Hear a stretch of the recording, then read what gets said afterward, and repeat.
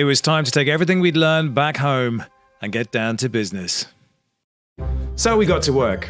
It's so sketchy! Oh gosh, this is gonna be so nasty! We had a device for moving in VR. Now we needed a platform to build a world in. And we had a few criteria. It had to be VR ready, widely adopted, and free to build on. No rent-seeking, overpriced land here, please. Imagine, There was only ever one choice, VR chat.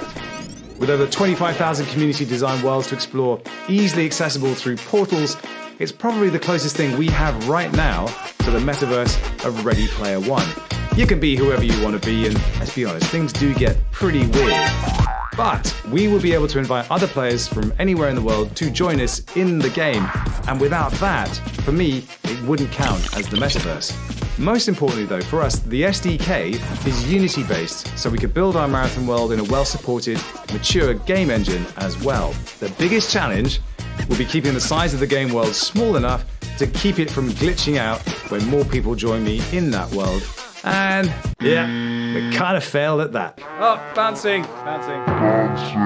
So the plan was to build a giant loop with 4 worlds stacked on top of each other like some kind of weird layer cake. And those could be triggered by an operator in a hidden control center. We had jungle, Wild West, city, and mountains. So they could be triggered to transition seamlessly while I was running. It would just kind of like rise up through the floor on you. Easy. So while the devs were building that, I got on with training. it's time. Except that somebody went and got bronchitis, which in no way had anything to do with that sweat lodge in Mexico. That was brutal. No way at all. So I'm going to drink this rancid lemon drink and see if there's some small piece of me left inside that actually wants to come out and do shit. I was very, very, very sick. I couldn't train, I couldn't breathe, basically. Totally sucked. And I lost about 3 weeks training to illness. And the thing is, it was actually starting to dawn on me how hard this was actually going to be. I don't really know what to do here, because like, it's such hard work. First, we had to get the cat VR to play nice with VR chat, dial in the settings to work for us. Next, we had to figure out how to map my real-world movements to the game world so we knew how far I was actually traveling, which is harder than it sounds. We've got into VR, back to the PC, into VR, back to PC, like the whole day. And then we could tune the game speed and make each loop a workable and crucially knowable distance. And we knew from training on the regular treadmill that my optimal speed was 9 kilometers per hour. We also knew I was averaging 162 to 168 steps per minute for like a really long time. So we ordered a stride power meter, to strap it to my feet, run on the treadmill, and see if the measurements actually map together. Now a marathon is 42 kilometers, so doing the maths, it should take around 5 hours. Fuck me. Now, I could already feel the cat VR playing havoc with that dodgy ankle of mine, so ow. I decided to do all my remaining training on the regular treadmill. I just hoped that things would be all right on the day. Fucking sucked. All right, so there were so many ways this was gonna suck. There would be the chafing from the cat VR belt, Strap me in. Bleeding nipples. the plastic slip-on shoes, You start to really hate these things after a while. not to mention the fact that, above all else, I had to run a really, really long way. I feel like a fucking baby deer. Probably my biggest fear was what that VR headset would do to my face over that longer period with sweat and the constant bouncing. It gets sweaty. Just oceans of your own stank steaming up the lenses and soaking into the facial interface. But fortunately, while we were putting this all together, a new contender arrived. Yes, the latest, greatest addition to the Quest family, the Quest Pro.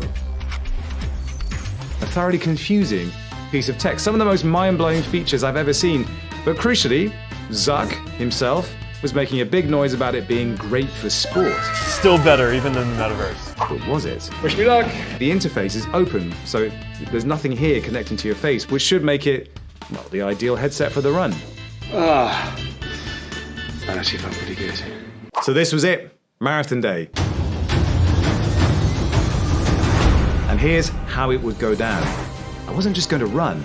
This was going to be a race between me and the greatest YouTuber community in the world, the Based Heads. The maniac, hardcore super fans who make all this work. I see you, fam. Big love. So we set the Based Heads a challenge.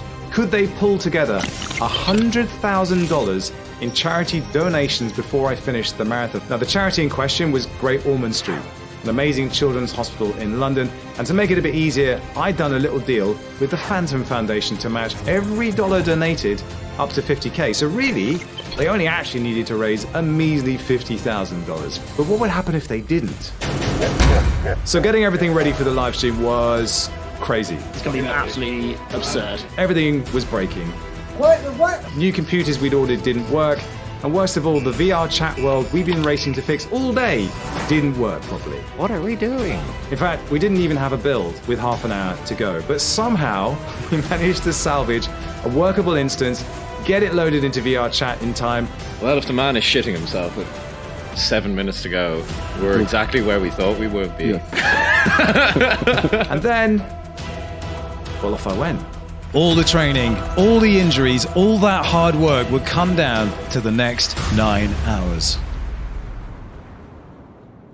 It was all going great. And then, Oh crap. Bouncing, bouncing, bouncing, bouncing, bouncing, bouncing, bouncing. I started, Bouncing. and then literally everything went wrong. I was underneath the world. I definitely wasn't running. It had all gone to Shit. I'm not going anywhere. I'm running, but nothing's happening. Too looby! We'd never actually been able to test the game under load, just with one person. And something about the world switching mechanism, coupled with the fact that there were other people in that world, was causing the whole thing to completely flip out. So the only fix was to switch worlds the moment the glitch happened, and it would usually sort itself out pretty quickly. Now the team could see how far I'd run, but after the glitches started happening, I literally had no clue. Fortunately though, there was a lot to keep me distracted. Get your Nerf guns ready! Oh, watch the face! You human being! Get him in the dick! Shoot him in the dick! Oh, it burns! Stop it! Man's got shit to do!